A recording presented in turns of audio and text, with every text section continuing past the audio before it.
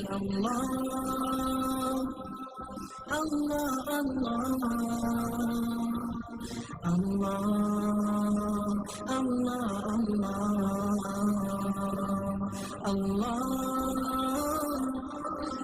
نحمده ونصلي على رسوله الكريم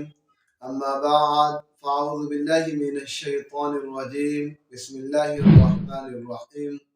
السلام علیکم ورحمۃ اللہ وبرکاتہ۔ گزشتہ دنوں میں ایک کتاب کا مطالعہ کر رہا تھا تو اس میں ایک واقعہ میری نظر سے گزرا، اور وہ واقعہ ایسا تھا جس نے دلوں کو تازگی بخشی اور ایمان میں اضافہ کیا، اور وہ واقعہ ایسا تھا جس پہ ہم جتنا فخر کریں اتنا کم ہے۔ تو سوچا کہ اپنے ناظرین اور اپنے سامعین کو بھی اس واقعے میں شریک کریں، تو واقعہ آپ حضرات کی خدمت میں بھی مختصراً عرض کرتا ہوں۔ ہندوستان کا ایک شہر ہے کاندھلہ، اور یہ انتہائی زرخیز علاقہ ہے۔ جہاں یہ زرخیز ہے اپنے زراعت کے لحاظ سے، وہیں یہ انتہائی مردم خیز علاقہ بھی ہے۔ بڑی بڑی شخصیات اور بڑے بڑے افراد یہاں سے پیدا ہوئے۔ مثال کے طور پر تبلیغی جماعت کے بانی حضرت مولانا محمد الیاس صاحب رحمۃ اللہ علیہ، وہ بھی کاندھلوی تھے، کاندھلہ کے رہنے والے۔ فضائل اعمال جو مشہور اور چہار دنگ عالم میں پھیلی ہوئی کتاب ہے، اس کے مصنف حضرت مولانا شیخ الحدیث مولانا زکریا صاحب، وہ بھی کاندھلہ کے تھے۔ الغرض ایک لمبی فہرست ہے۔ تو کاندھلہ کا یہ واقعہ ہے کہ ایک مسلمان اور ہندو کے درمیان زمین کے ایک ٹکڑے پر، زمین کے ایک حصے پر اختلاف ہوا، تنازع ہوا۔ مسلمان کا کہنا یہ تھا کہ یہ زمین کا ٹکڑا، یہ اراضی کا خطہ میرا ہے، جبکہ ہندو کا موقف یہ تھا کہ نہیں، یہ زمین میری ہے، میں اس کا مالک ہوں۔ تو اگر بات بڑھی اور معاملہ کورٹ میں گیا، عدالت میں گیا، تو مسلمان نے جو ہے بعد میں چل کر کے یہ اعلان کیا، اپنی طرف سے اس چیز کا اظہار کیا کہ اگر یہ زمین مجھے مل جاتی ہے، میں اس کو حاصل کر لیتا ہوں، تو میں یہ زمین مسجد کے لیے دے دوں گا، اللہ کے نام پہ وقف کر دوں گا، مسجد بنے گی۔ جب ہندو نے یہ بات سنی تو اس نے یہ کہا کہ اگر یہ زمین مجھے مل جائے تو میں اس پہ مندر تعمیر کروں گا، اور جو ہے میں اس پہ مندر بناؤں گا۔ تو اب تک جو معاملہ تھا وہ ذاتی معاملہ تھا، نجی معاملہ تھا، شخصی معاملہ تھا،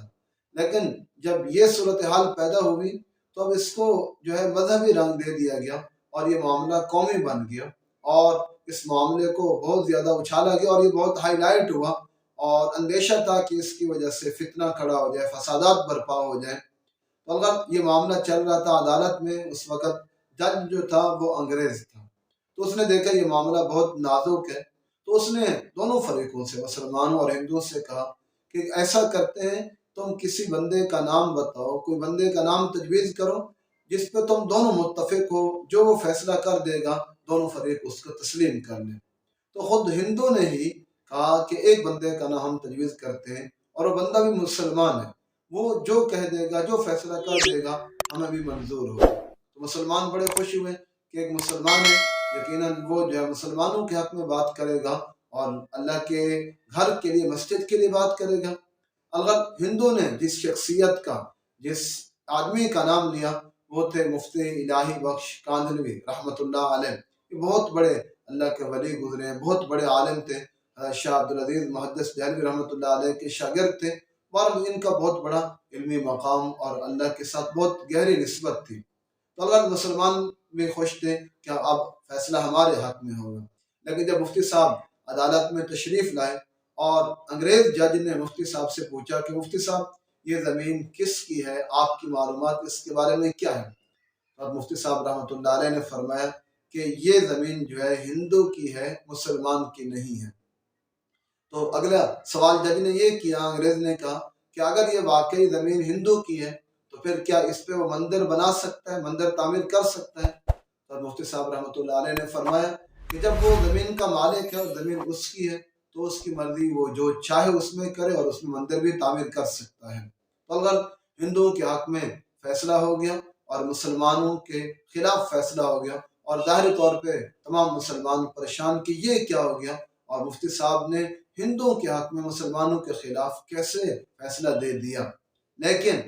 جج انگریز جو تھا، اس نے جب یہ فیصلہ قلم بند کیا، یہ فیصلہ تحریر کیا، تو آپ کو معلوم ہے کہ جج حضرات اپنے ریمارکس دیتے ہیں، اپنے تاثرات کا اظہار کرتے ہیں، تو وہ اہم اس نے ایک جملہ لکھا، جو تاریخی جملہ جو میں آپ کے سامنے رکھنا چاہتا تھا، جو آپ سے شیئر کرنا تھا، وہ یہ تھا کہ جج نے لکھا کہ اس فیصلے میں مسلمان تو ہار گئے لیکن اسلام جیت گیا،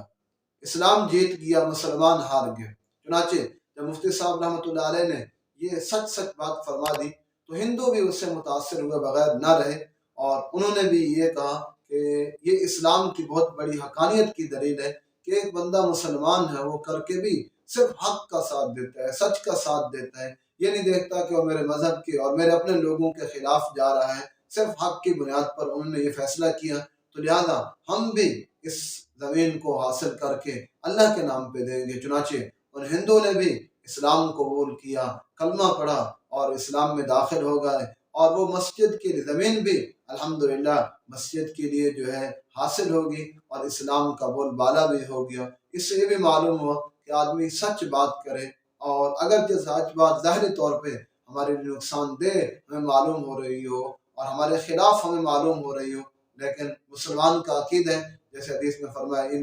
ان الصدق ینجی والکذب یہلک، کہ سچ نجات دیتا ہے اور جھوٹ جو ہے یہ آدمی کو ہلاک کر دیتا ہے۔ تو اگر اس واقعے میں ہمارے لیے ایک بہت بڑا سبق ہے، بہت بڑی عبرت ہے کہ آدمی کو چاہیے کہ وہ حق کا ساتھ دے، چاہے حق آپ کے مخالف ہی کیوں نہ ہو، اور آدمی کو چاہیے کہ وہ سچ بات کریں اگرچہ وہ آپ کے اپنے یا